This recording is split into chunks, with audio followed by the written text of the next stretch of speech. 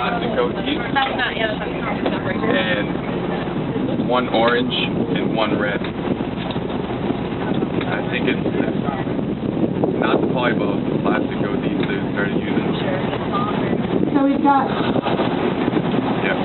our crews up in the bridge here. They're making calls in to NOAA, National Marine Fisheries Service. We have disentanglement teams in the area who can come up here. It'll probably take them a bit of time to get up here. But we're talking with the people who are here right now. It looks as though it's a pretty new, fresh entanglement. So it doesn't look as though this whale has been sitting here for days and days like this. Sometimes they continue to sort of move, and the lines will cinch down tighter and tighter, and you'll see them dug pretty tightly in to the skin here, but these seem to just more be resting. Yeah, and the whale is in pretty good condition. It doesn't look as though it's really emaciated or underfed. It doesn't have lines crossing the blowhole. You can see it can breathe, can come up to the surface.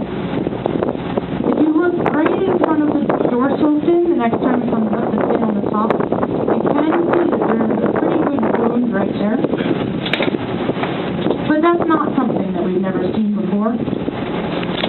A large percentage of whales do have scars on them, indicating that they've been entangled like this before. And we see them free and clear and alive. You can see the entire body of that animal there, just right under the water.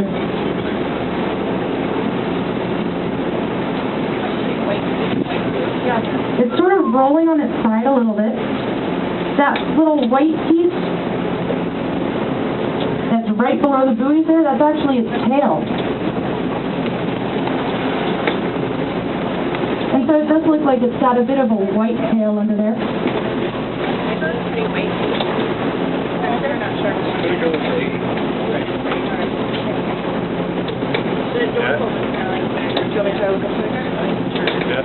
As this whale rolling and turning, maybe trying to free itself from the line.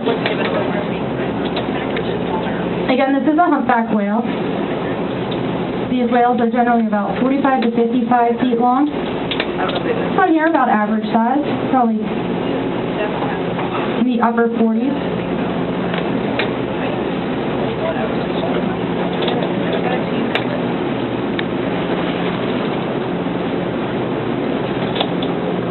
Whale rolling around a bit, swishing its tail back and forth. Do you have Spinnakers? We just had it up there.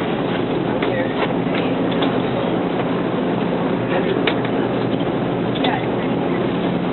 You would think that.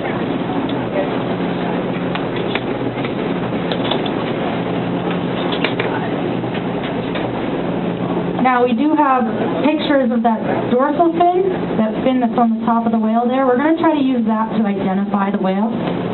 If you're inside right now in the inside cabins, you can see that there's a couple of binders on the table that have a sample of the humpback catalog that shows all of the tails. There's also many of them that have the dorsal fin, the fin on the top of the back. While it's not the easiest way to identify the whale, it is definitely helpful, and it is possible to identify them that way.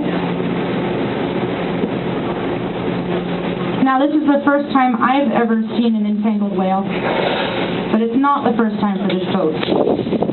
Actually, the very first humpback whale that we saw this year, a whale named hang glide, was entangled. Pretty similarly to this, actually. It had two strings, two different lines of traps there, 60 to 80-pound lobster traps on each of those. So it had 30 traps holding that whale down, anchored to the sea floor. And it would not surprise me if this were a similar situation. Now that was up in Canadian waters, and so the Canadian disentanglement team came back the next day. They had to sit there for about 4 hours assessing the whale, calculating which very special cuts that they were going to make in the line in order to free it. I'm going to call Rosie. They ended up doing so. They were very lucky because the water was calm. There was no chance that whale was going to get dragged under the surface and not be able to breathe. And we ended up seeing hang glide just a few weeks later, successfully disentangled, although with some new scars and markings. Rope around the tail and head. A lot of short, quick breaths. Like it.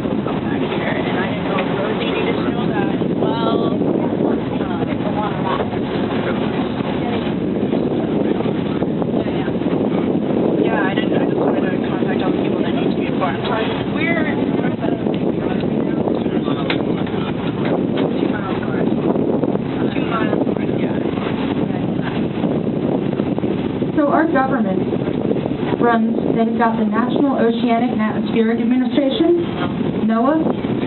Within NOAA, there's an entanglement hotline, a 1-800 number Two sets of lobster that anybody can call if they ever see an animal like this. And so that is what we've got people in the bridge doing right now. And there's one that goes around, turns around the head, and They're also calling into allied whale, one line that goes around just notifying them where exactly this whale is located, the condition that it's in.